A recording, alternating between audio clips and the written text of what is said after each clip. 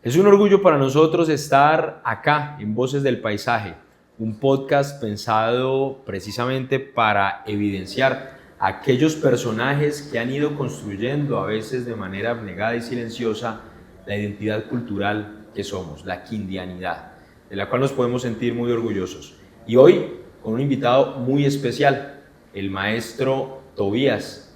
¿Cómo está, maestro? Qué gusto tenerlo. Felipe, la verdad que es muy halagüeño, me siento muy feliz de estar aquí y poder contar cosas que seguramente ustedes me llevarán a que yo las diga con respecto a lo que se ha vivido, lo que se ha hecho, lo que se sigue haciendo en los distintos ángulos, porque como familia hemos venido trabajando dentro de la lutería toda la vida, pero la vida también nos ha mostrado que podemos trabajar en otros ámbitos, como el fomentar ese trabajo con los niños, que es tan importante.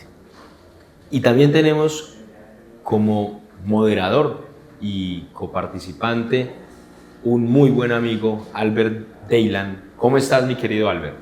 Secretario don Tobías y todos las personas que nos siguen, un saludo especial y muy complacido tener al maestro Tobías Bastidas.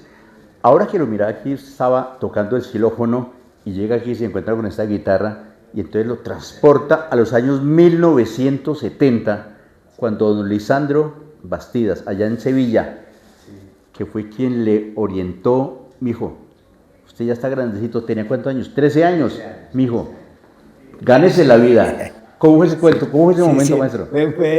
Eso fue algo que yo he contado muchas veces porque fue de alguna manera divertido, pero yo lo tomé con mucho positivismo, porque es como si mi papá me dijera, ahí está lo que a usted le gusta. ¿Y qué es lo que a usted le gusta? Meterse al taller, a trabajar la madera, a hacer instrumentos, y mi hermano, que era el cómplice con el que hacíamos todas las pilaturas, digamos, de esa época, él llevaba un adelanto en eso de la construcción de los instrumentos. Entonces para mí fue una alegría que mi papá me dijera, bueno, se mete ahí, aparte porque pues ya me proporcionaba que yo trabajara y tuviera un recurso.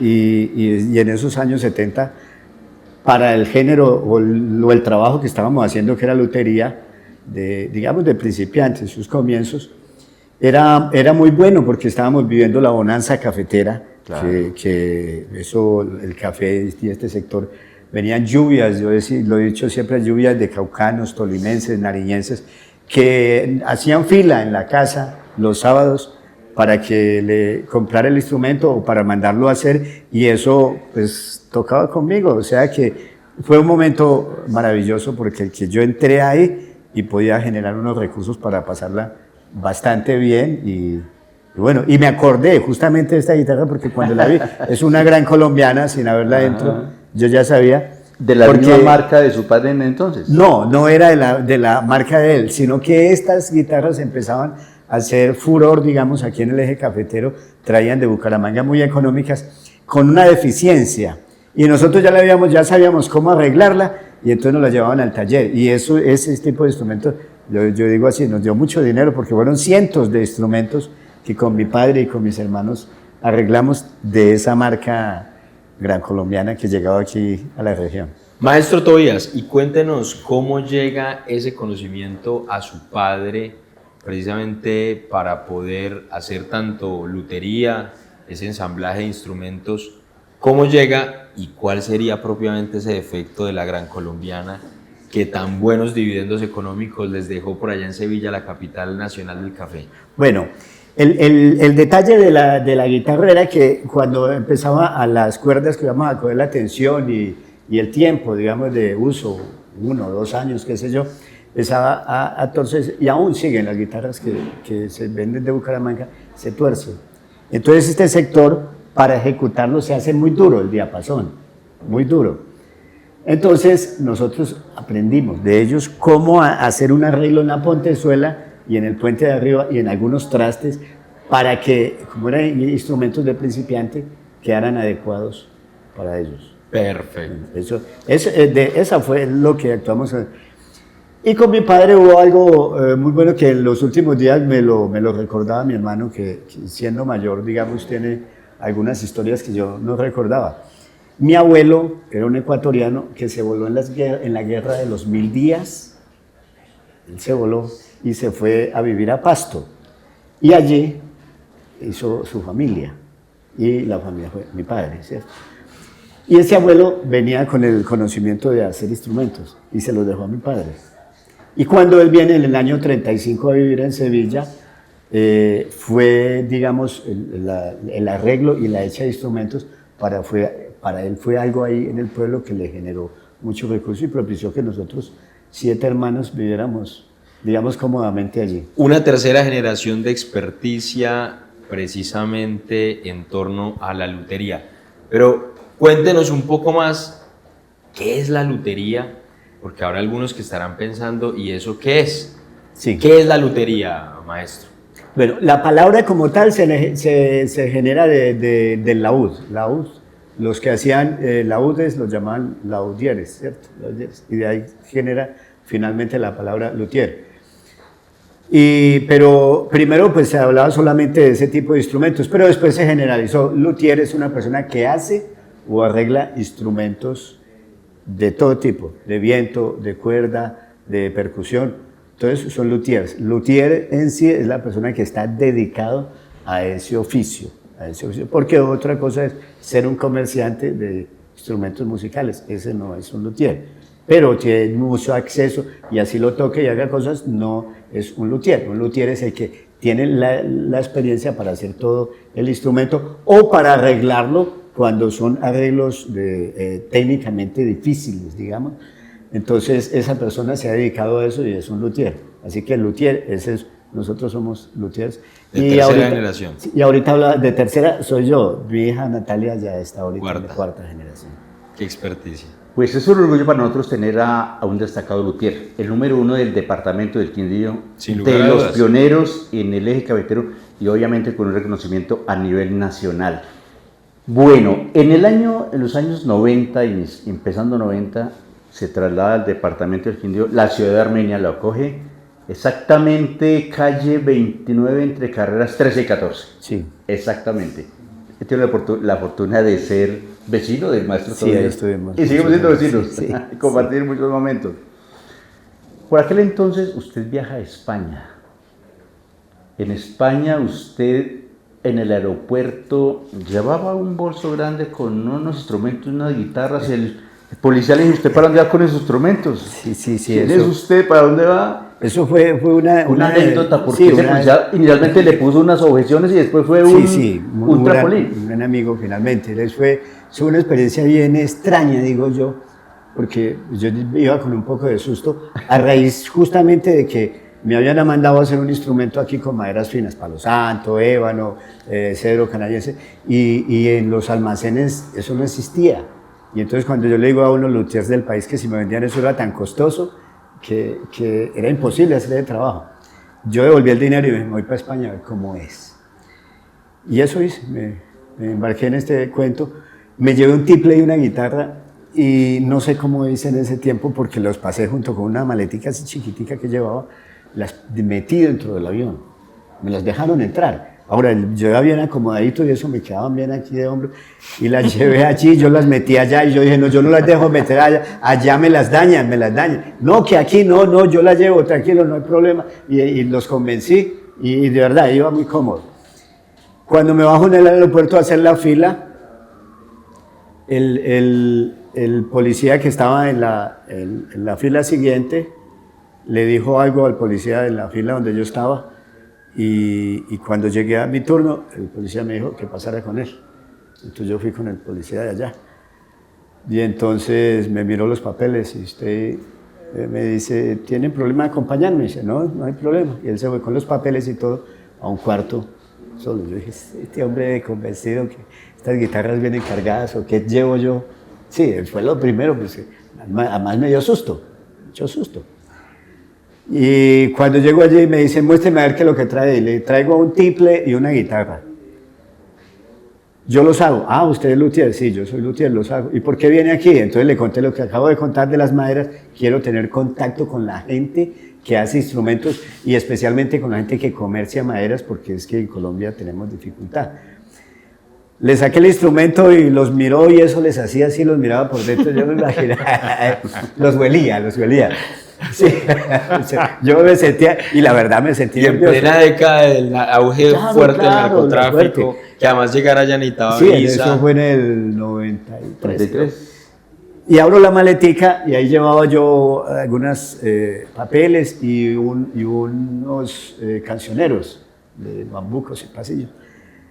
Y entonces, bueno, él revisó todo, me dio la mano y me dijo, bueno, bienvenido a España, yo soy Braulio el Canario, yo soy de las Islas Canarias y tengo un hijo que toca música en los Sabandeños, ¿los conoces? Yo ya eso sí los había escuchado, los Sabandeños, que es un grupo español que era música que se escuchaba mucho en las plazas de toros. Y yo soy Braulio el Canario, toco guitarra y ahora estamos ejecutando pasillos y bambucos con 2 colombianos, un doctor de Ibagué y un ingeniero, creo, de Manizales. Ellos viven aquí, te voy a invitar, esta semana te invito, ve a casa, aquí está mi teléfono, mi número, está mi tarjeta, todo.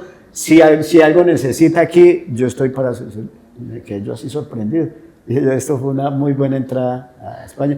De hecho, creo que en una semana, luego nos encontramos en casa de él primero. ¿Tocaron juntos? Sí, con él tocamos algunas cosas. Sacó una botella de vino, esto es de lo más exquisito, con jamón. Eso. Me atendió como, yo me quedé sorprendido. Me decía, soy muy amigo de muchos colombianos.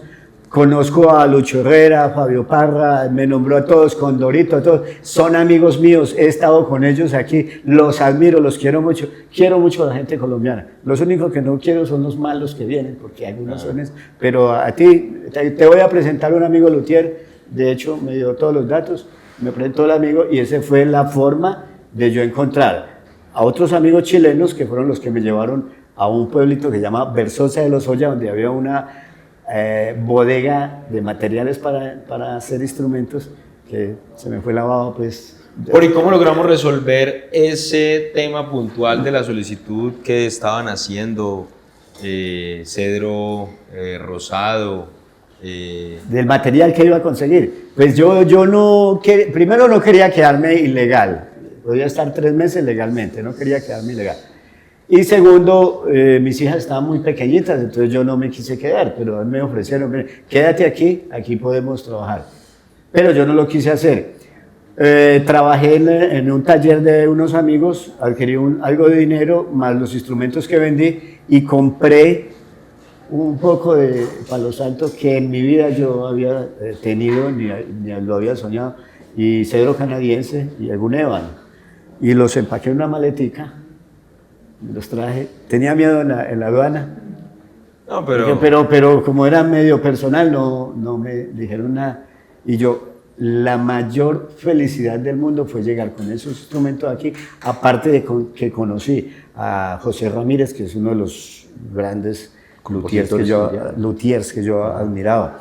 Y un personaje, ese sí no recuerdo el nombre, que también era luthier y profesor de la Universidad Complutense. Me invitó a su casa y me mostró una cantidad de chapillas y materiales y cositas que yo aquí nunca había visto. Y justamente en ese tiempo que yo traigo esas muestras, aparece un almacén en Bogotá que importaban eso, pero lo estaban apenas empezando a importar. ¿Y usted fue los primeros clientes? Pues eso llegó de perlas, entonces yo transformé el concepto que yo tenía de hacer instrumentos. En esos 3 meses vi tanto quedé como saturado y lo único que necesitaba era hacerlo. Y logré hacer un cambio dentro de la estructuración de los instrumentos y aplicárselo a los tiples, que era lo que yo quería. Lo que aprendía de las guitarras allá lo incluía dentro de los tiples y las bandolas. Y lo interesante de eso es que creo que 4 o 5 años que regresé con unos tiples que ya había transformado. Entonces un luthier allá los veía y Maestro, ¿sabe qué me dijo? Me dijo, este tiple colombiano es como si hubiera sido hecho aquí en España. Entonces, como si me hubieran colgado una medalla. Feliz. Feliz. Claro. No, incluso los de acá son mejores. Sí, pues. Sí, Maestro, bueno, y ya sabiendo que hicimos ese recorrido por precisamente España, la lutería, ¿cómo fue que empieza el maestro Tobías Bastidas a aterrizar eso frente al trabajo con los niños? Bueno, antesito, no, despuesito de yo haber llegado de la primera vez en España, fui a Ginebra al Mono Núñez, Marta Elena Hoyos. ¿Ya existía el tiplillo? No existía todavía. Llego a Ginebra y Marta Elena Hoyos me presenta a Bernardo Jiménez, que era la cabeza, digamos, de FUNMúsica en ese tiempo. Después, cuando se dividieron, él quedó con Canto por la Vida.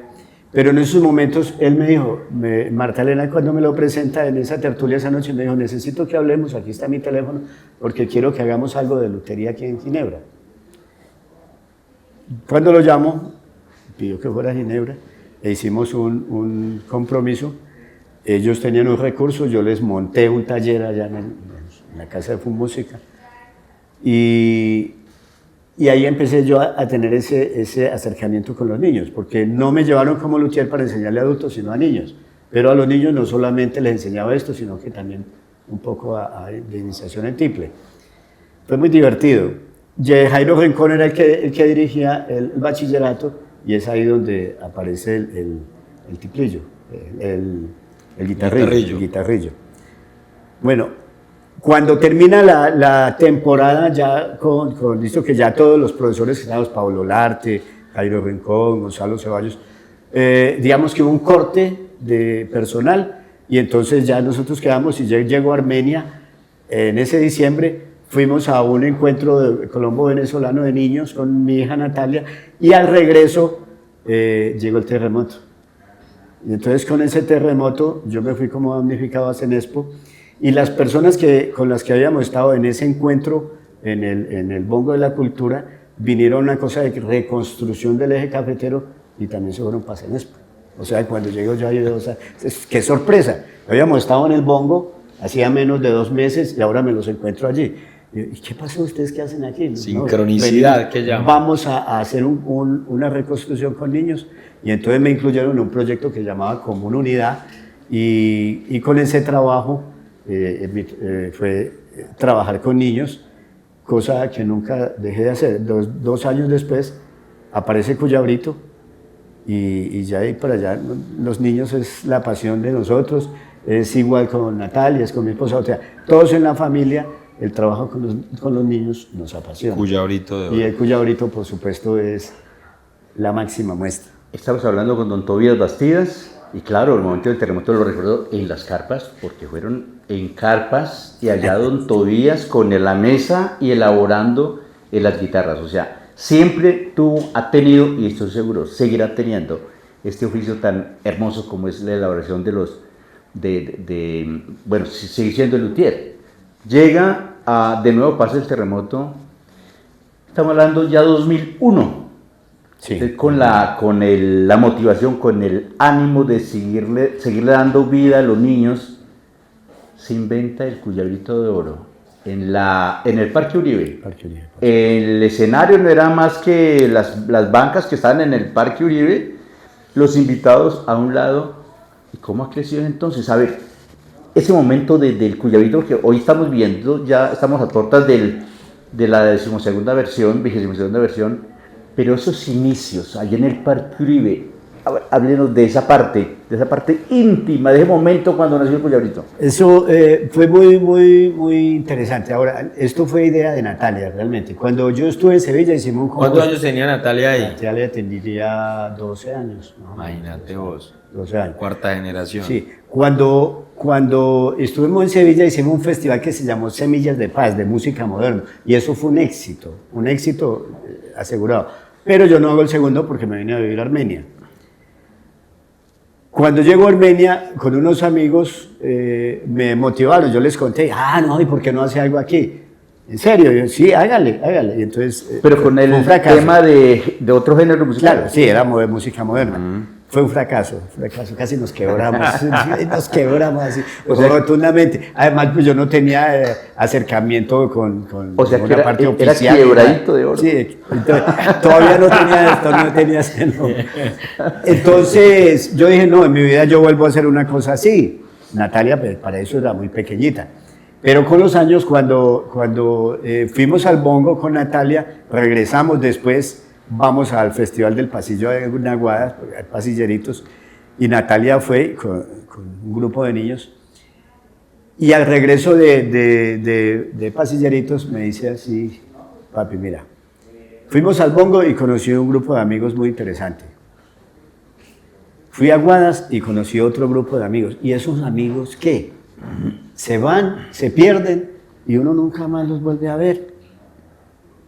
Sí, bueno, ¿y usted qué piensa? Dice, hagamos un evento, un concurso así pequeñito, en el Parque Uribe. Lo hacemos ahí en el Parque Uribe, facilito. Y yo invito a unos de esos amigos que vengan y nos visiten Armenia. El interés de ella, más que todo, era encontrar unos amigos, especialmente una niña, Sarita Guerrero, Sarita Guerrero, que la conoció en Aguadas, y ella también quedaron muy impactadas las dos a que ellos se iban a volver a encontrar. Pues yo le dije, bueno, ¿y usted cómo lo haría? No, papi, vea, eso es fácil. En el fondo mixto nos prestan el sonido que tienen allá. Bueno, con Bavaria nos conseguimos la carpa. Eso me lo describió así todo y todo salía muy facilito. Entonces yo le dije, estaba trabajando con comunidad, le dije, bueno, yo le doy un sueldo le doy, 650,000 pesos, ahí están, pero lo hace usted. Esta muchachita se metió apasionadamente en eso y invitó como más pudo por el teléfono, muy poquito, pero por correo mandándole a un poco de amigos, y resultaron 21 participantes de 6 departamentos. Ahí nació el Cuyabrito. Lo recuerdo. Nosotros no creíamos. Estamos hablando del 2001. La UFM, para llevar la línea por donde transmitieron, había que subirla por un árbol, bajarla por allá. Eso fue toda una osadía para llevarles y ponerles los micrófonos. Además, post-terremoto, ¿no? Claro. No, y que todavía había mucho polvo de los escombros y eso se llenó de polvo en ese escenario, era una forma impresionante. Ese Parque Uribe todavía estaba destrozado. Fue muy bonito. Resiliencia pura. Sí. Eso fue muy bonito y quedamos muy satisfechos porque de allí nacieron unos artistas enormes. Si uno escucha a Jessica Jaramillo, que es nuestra gran artista, que ella además es sevillana, por cierto. Sevillana, y después la motivamos para que viviera en el Quindío. Ella creo que más de 10 casada, años. sí, acabo de llegar de Argentina. Exacto, sí. Y eso es la primer Cuyabrita. Y de ahí para allá, María Alejandra Hoyos, que ahorita la tenemos y acabaron de venir de Estados Unidos haciendo un trabajo su hijo también está con Simón, ese trabajo es bellísimo.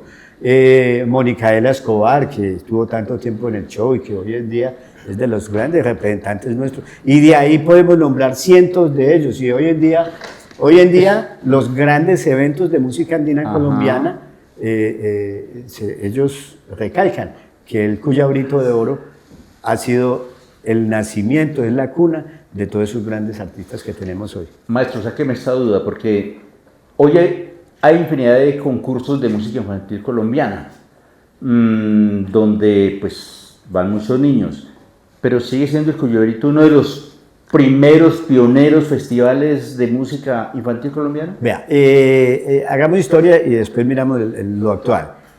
Cuando iniciamos el Cuyabrito de Oro existía Pasilleritos, que estaba vigente. Había existido uno que se llamaba el Cacique Tundama y hacía 5 años no se realizaba. Cuando fuimos a averiguar por qué, pues era porque el recurso era muy difícil. Entonces, cuando nace el Cuyabrito no había otro, excepto lo de Pasilleritos, pero solamente en ese género, no había otro. El impacto fue tan grande, especialmente en el segundo. El segundo, todos querían venir y fue tan impactante, tan interesante. El Teatro Llanúa se llenó a reventar las 3 noches. Nosotros no lo creíamos. Fue a maravilloso. A la 1 de la mañana y todavía la gente allá en el Teatro Llanúa. Estupendo. Y los artistas que vinieron causó impacto. Para ese tiempo ya teníamos 10 departamentos y no había otro en el país. Entonces, esa motivación hizo que incluso muchos niños que participaban aquí, hay unos niños, no recuerdo el apellido de los niños, que estudiaron aquí en Cuyabrito y se fueron a organizar en Bucaramanga la Hormiga de Oro. Después nos invitaron en Chicoral, a mí y a César, nos invitaron para que fuéramos a ayudarles a empezar con el festival que hacen allá, que tiene el nombre de un pajarito, no lo recuerdo exactamente. Después apareció en Belén de Umbría. Después, bueno, hasta ahí yo recuerdo que los podía nombrar más o menos los que había, pero hoy en día no te los puedo nombrar porque son cientos, son cientos de eventos. Incluso aquí en el Quindío tenemos el Turpial Cafetero, que a mí me parece maravilloso lo que está haciendo y que se está multiplicando. Además que esas son las plataformas donde los niños van a cantar la música andina colombiana, y eso nos permite que esta música que nosotros llevamos aquí en el corazón no desaparezca, porque es la tendencia de esa música si no hacemos algo. Lo hemos dicho siempre, pero hoy en día ya sabemos que no, porque son muchos, son cientos de niños los que están haciendo música andina. Incluso en los reality que se hacen, hay algunos que se atreven, incluyendo a Jessica, a cantar música andina colombiana. A veces contestó Jessica ya en el reality de A Otro Nivel por Caracol, siguió esa línea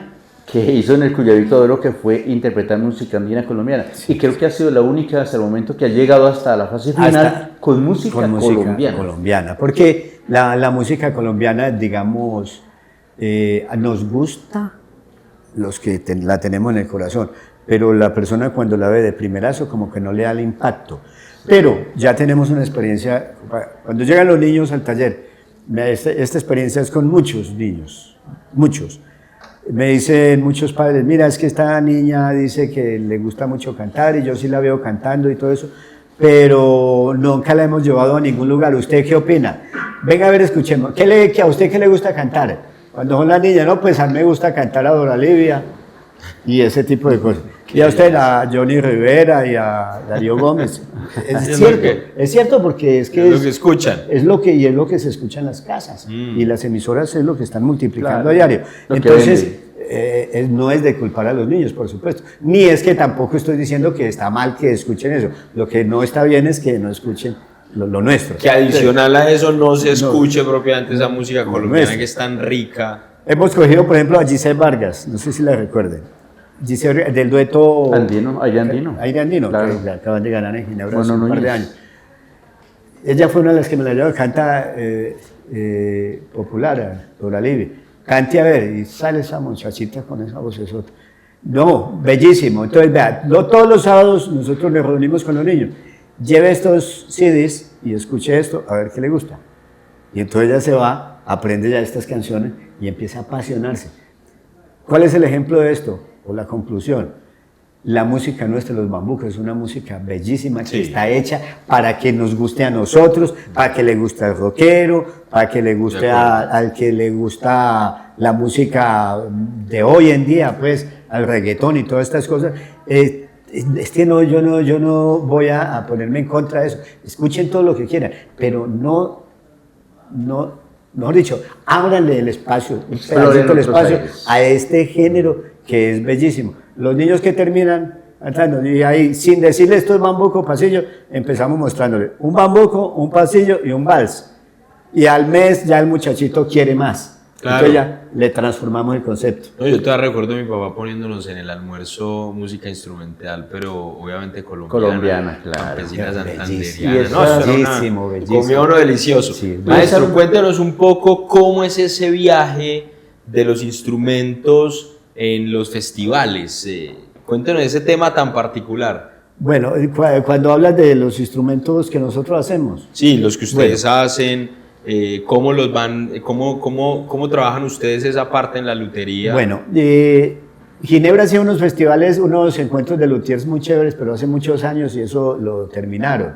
En el país poco se hace, pero una vez, Marta Elena Hoyos ha sido como una persona muy interesante porque ha estado en algunos peldaños de la vida nuestra como familia. Nosotros veníamos de Ginebra y sabíamos que estaba el director del festival de Cosquín y lo trajo al taller porque él quería un tiple. Cuando llega al taller y bueno, pues quiero un tiple muy sencillo, mire esto, y entonces, qué bonito. Y entonces Natalia había hecho un tiple muy bonito, fino, Entonces Natalia va y le saca, mire, este lo hizo yo. ¿En serio? Sí, mire cómo suena. Y se lo tocamos. No, ese man quedó fascinado.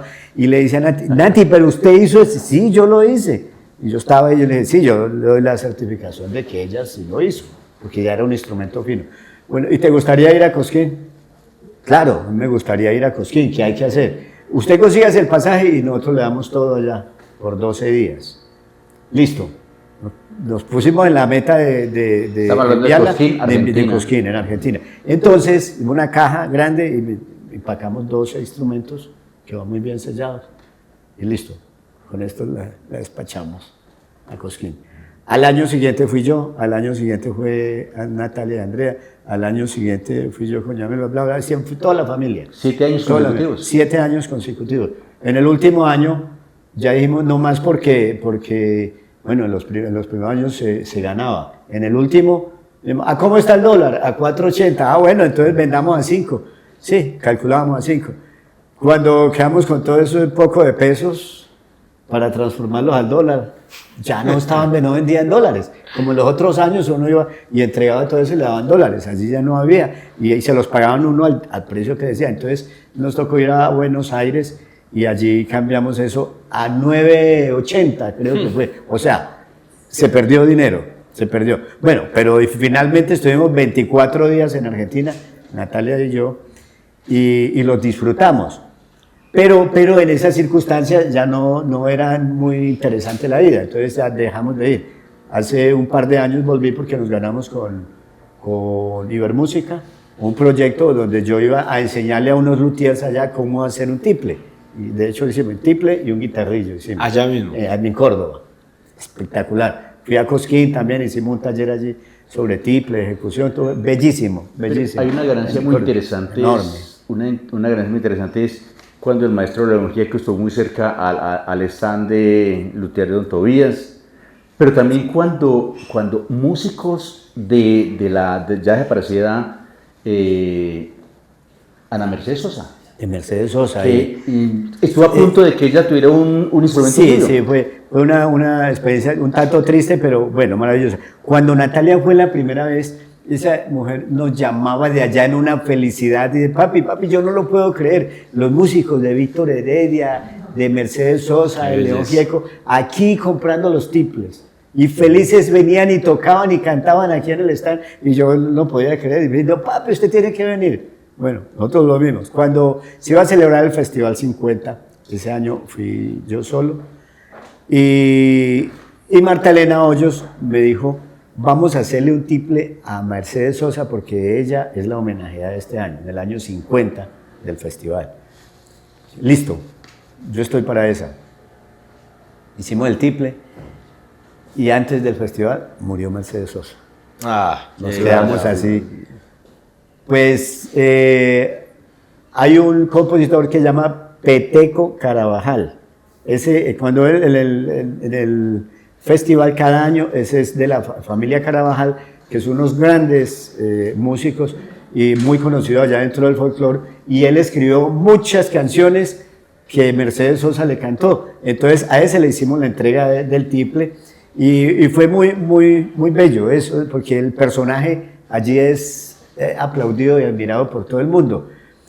Él pasó por el stand después de que le entregamos el tiple porque quería además llevarse unas cuerdas. Entonces me dijo, hola maestro, mira que yo vengo aquí, bueno, y quiero llevarme unas cuerdas. Dice, bueno, bien, las cuerdas. Y entonces le dice, mira, está el tiple y todo, y saca el tiple, y se pone ese hombre a cantar ahí en el stand.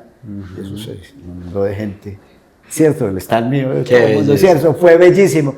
Y cuando ya pasó el cuento, los vecinos pues me venían y me admiraban y me decían, oye, qué bien lo hace usted porque tienes unos visitantes pues de mucho nivel artístico.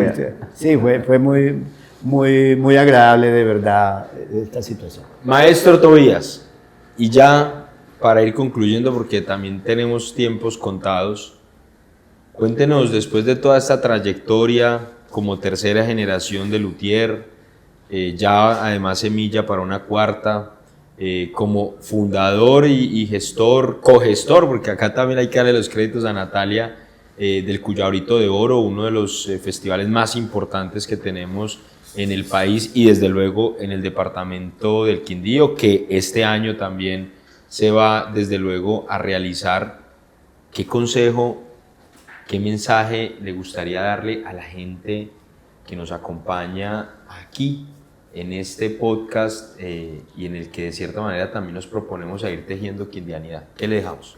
Bueno, hay algo que yo siempre sacaré la cara y es por nuestra música andina. Hay mucha gente que de pronto no tiene acercamiento a este género.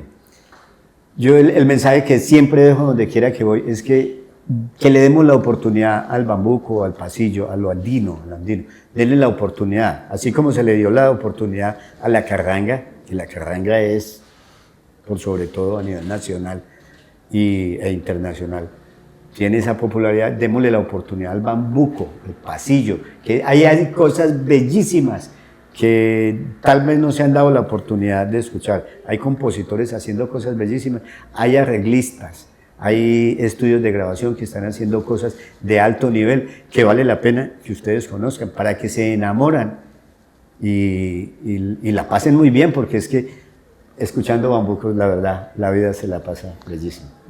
Así que todos a escuchar bambucos.